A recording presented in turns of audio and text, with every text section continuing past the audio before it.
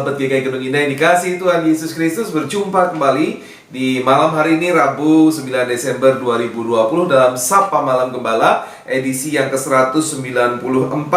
Kita bersama-sama menyanyikan Kidung Jemaat 194, Dikau yang bangkit maha mulia. Terdengar megah, gagah, indah. Ya, kebangkitan Kristus harus menjadi sesuatu yang meriah, karena dengan kebangkitannya maka kehidupan itu diberikan kepada kita.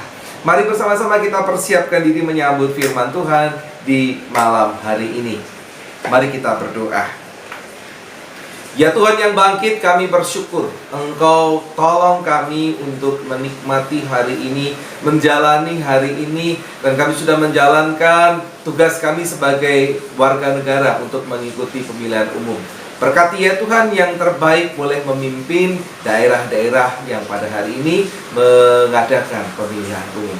Sebentar kami akan mendengarkan firman-Mu, kuatkan kami supaya firman-Mu boleh tinggal tetap dalam kehidupan kami, dan kami boleh memperlakukan firman itu di dalam kehidupan kami sehari di dalam Tuhan Yesus Kristus.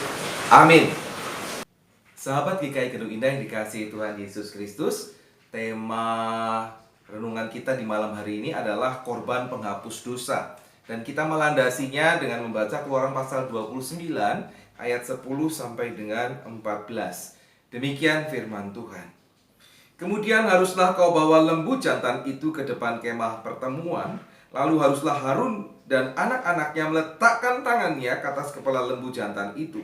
Haruslah kau sembelih lembu jantan itu di hadapan Tuhan di depan pintu kemah pertemuan.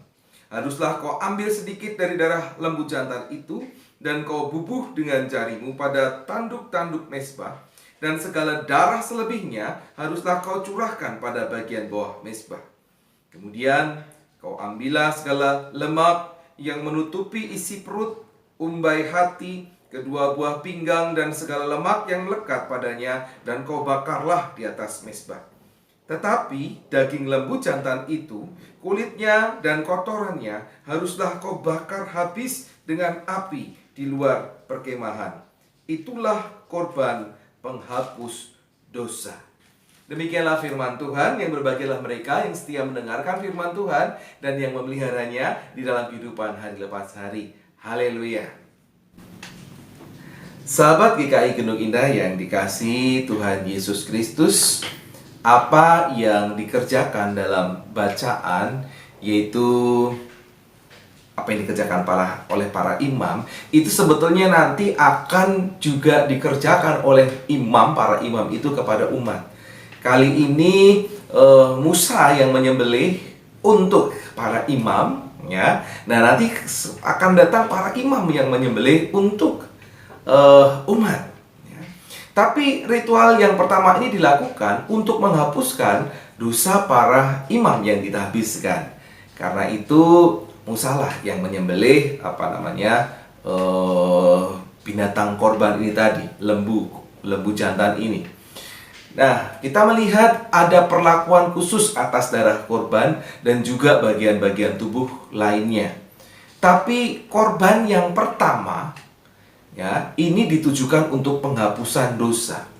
Dalam hal ini tidak ada bagian yang dimakan manusia, keseluruhannya dibakar sampai habis. Entahkah yang dibakar di atas mezbah, entahkah yang di luar perkemahan, semua dibakar habis, karena ini adalah korban untuk menghapus dosa.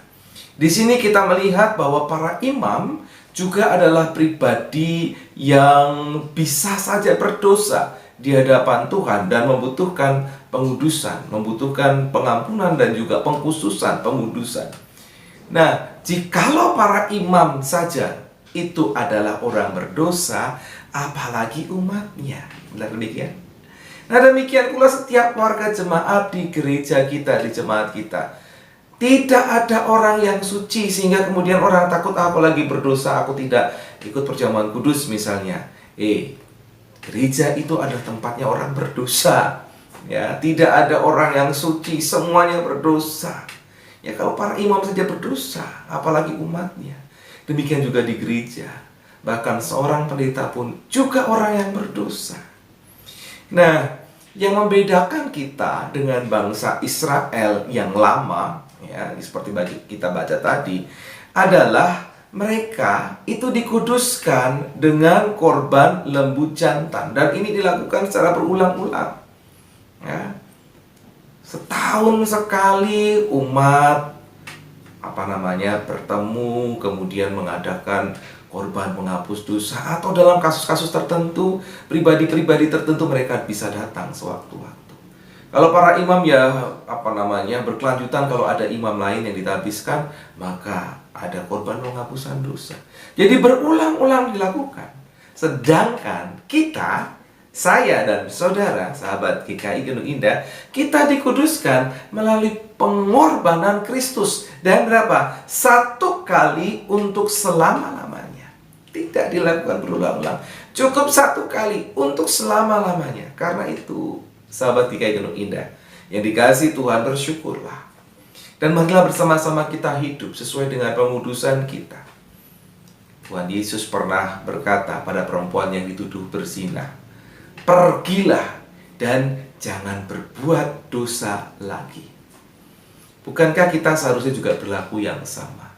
Pergi artinya melanjutkan tugas kita sesehari. Lanjutkan kembali tugas-tugasmu dan jangan berbuat dosa lagi. Karena itu, sahabat GKI Gunung Indah yang dikasihi Tuhan, saudara dan saya, mari bersama-sama kerjakan keselamatan kita. Kerjakanlah keselamatanmu. Keselamatan tidak sesuatu yang 1 kali dan selesai.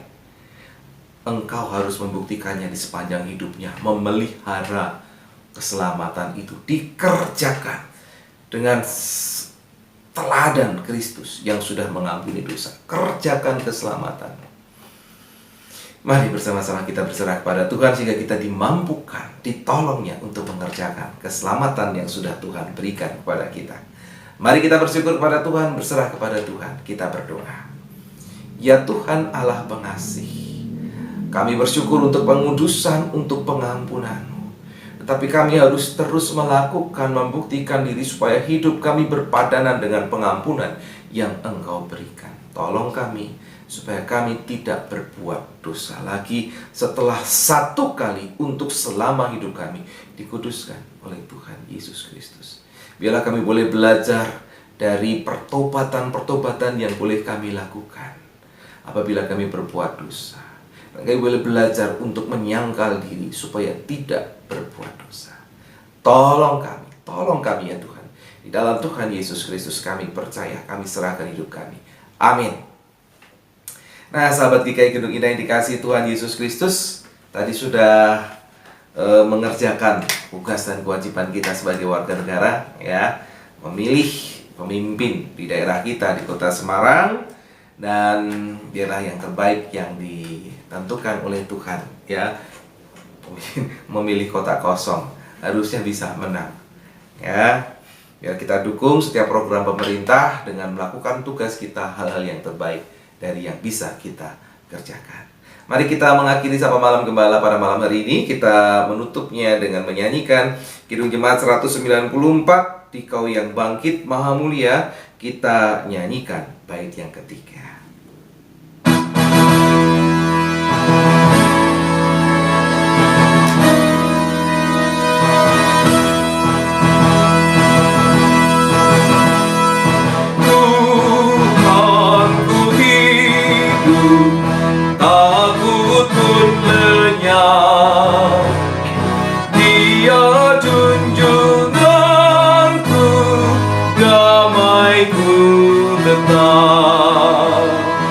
Yesuslah kuatku, kemenanganku. Yesuslah hidupku, kemuliaanku. Dikau yang bangkit maha mulia, Dikaulah abadi, jaya dan megah.